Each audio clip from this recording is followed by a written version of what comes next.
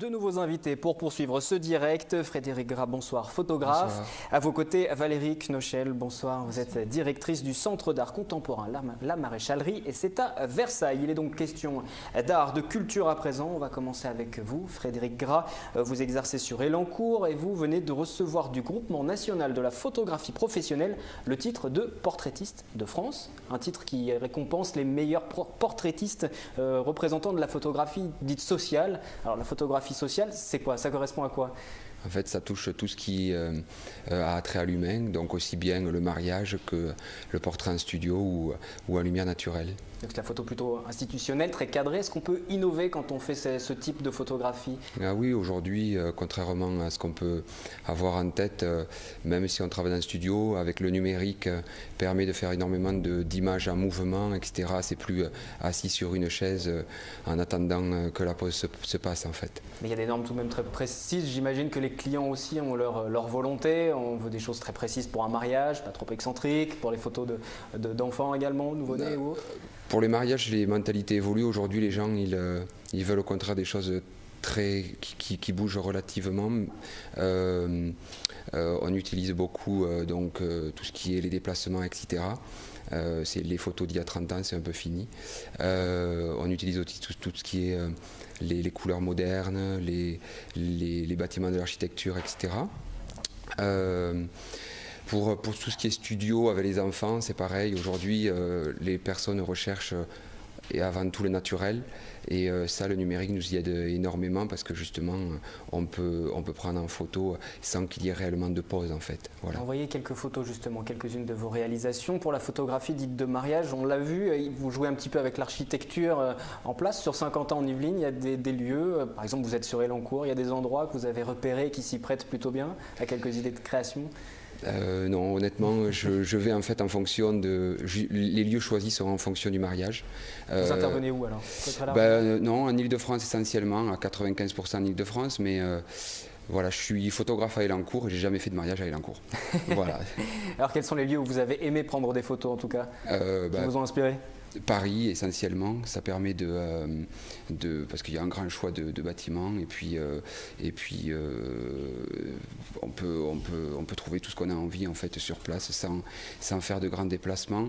Donc c'est vrai qu'avec le client on va souvent sur Paris et puis après on utilise aussi tout ce qui est sur le lieu même du mariage en fonction si c'est dans les châteaux, etc. Vous exercez sur Elancourt, vous l'avez dit, comment se porte ce marché de la photographie sociale avec l'arrivée du numérique? On peut imaginer que chacun réalise ses propres clichés. L'heure est à l'économie aussi, alors on ne fait pas toujours appel à un photographe? Ouais, ça c'est un peu les clichés, je vais dire, honnêtement. Ça tombe bien. Ouais, parce que aujourd'hui, au contraire, oui, il y aura toujours des gens qui vont utiliser leur petit appareil photo. Ça n'a pas été une concurrence pour vous, en tout cas, dans le marché? Pour dire, 3 ans, les 3 dernières années, j'ai fait 20% de chiffre d'affaires chaque année en plus que l'année précédente. Donc en fait, je pense pas.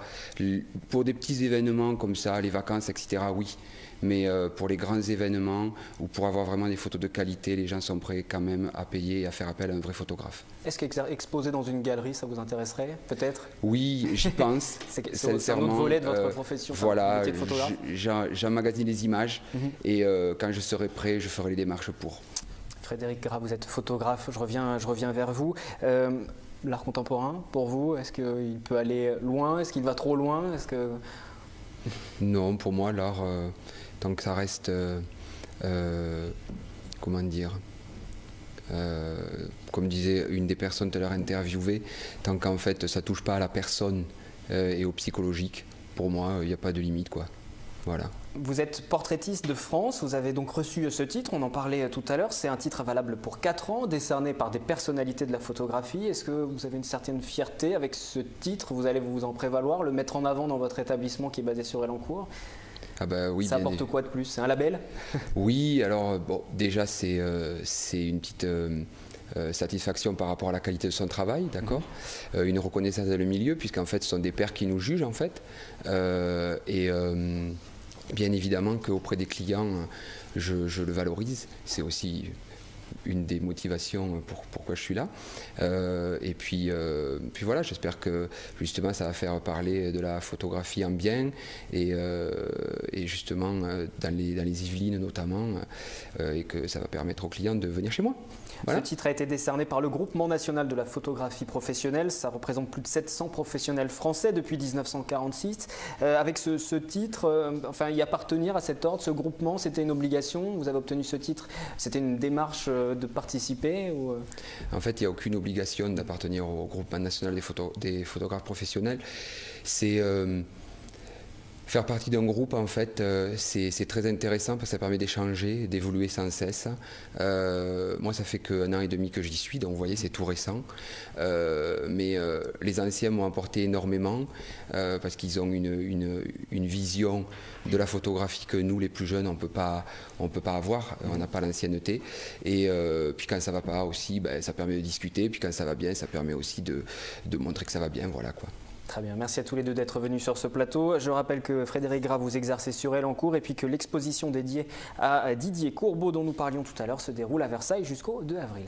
Merci beaucoup. Demain, édition spéciale du direct consacrée à la journée de la femme, édition spéciale présentée par Catherine Zulato, Soisig Boisard. Je vous retrouverai donc mercredi. Très bonne soirée sur TV Fil. Tout de suite, le journal.